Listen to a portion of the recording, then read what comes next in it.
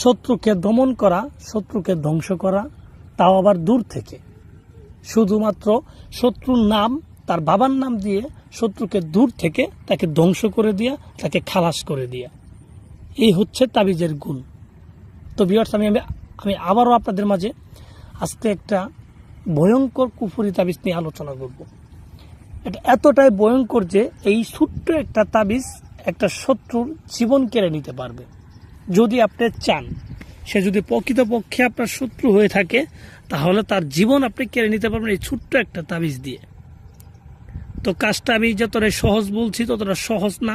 এই কাজটা করতে গেলে অবশ্যই আপনাকে আমার ভিডিওটা ফুল দেখতে হবে। আমি যেইভাবে বলবো ঠিক সেইভাবেই কিন্তু আপনার কাজটা করতে হবে। তো আপনি যদি সঠিকভাবে করতে পারেন তবেই কিন্তু আপনার কাজ 100-তে 100% হবে। তাছাড়া অন্য কোনো ওয়ে নেই। আপনি নিজে যদি পণ্ডিতি করবে চান, একটু উল্টা পাল্টা করলে আপনার আজীবনে এই তাবিজ কবজ কাজ হবে না।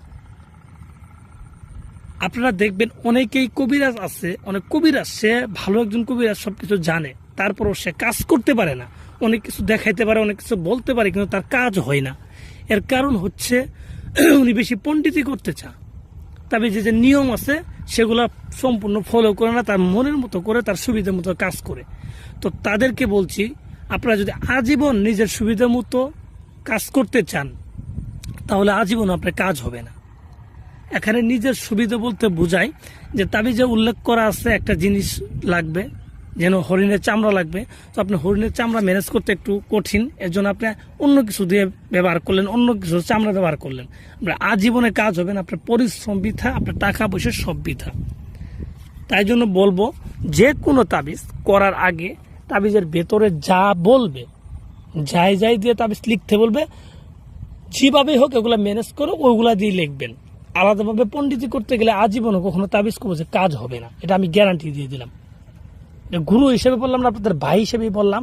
যারা আমার কবিরাজ ভাই আছেন, আজীবন কাজ করেন, কাজ হয় না, তাদেরকে বলছি তাবিজের সঠিক নিয়ম ফলো করেন, কাজ হবে 100-তে 100। তো যাই হোক, আমি কথা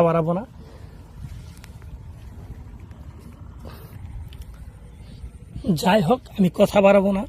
কিভাবে আপনারা এটা করলে 100-তে 100% কাজ হবে সেটাই আমি বলে দিচ্ছি।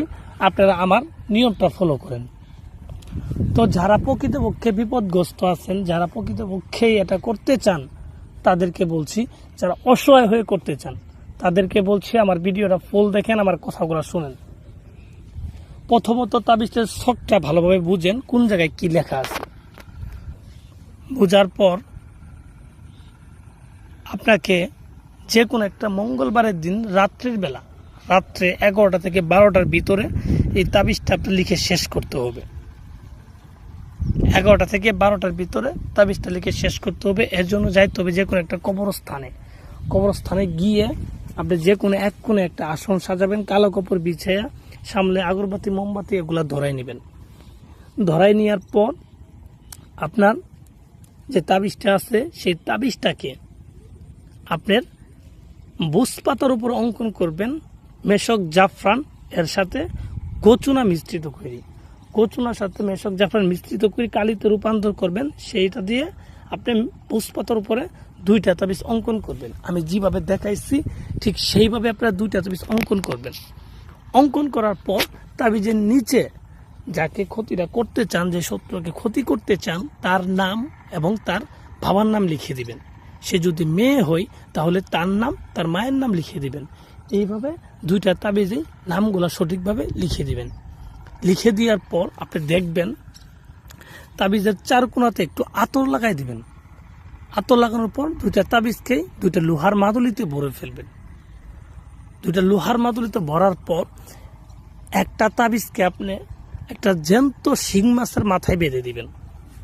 জ্যান্ত শিং মাছের মাথায় বেঁধে দিয়ে সেটাকে নদীতে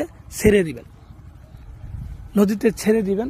আরেকটা তাবিজ যে আপনার কাছে থাকবে, সেই তাবিজটাকে আপনি যে কোনো একটা কুকুরও গলায় বেঁধে দিবেন।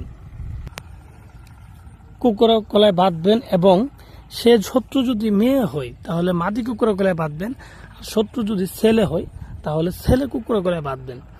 এইভাবে আপনাকে 2টা তাবিজের কাজ সম্পূর্ণ করবেন।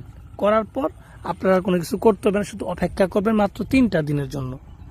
এই 3 দিনের ভিতরে আশা করি আপনার কাঙ্ক্ষিত ফলাফল আপনি পেয়ে যাবেন এবং যা আশা করবেন তার থেকে বেশি কিছু পেয়ে যাবেন।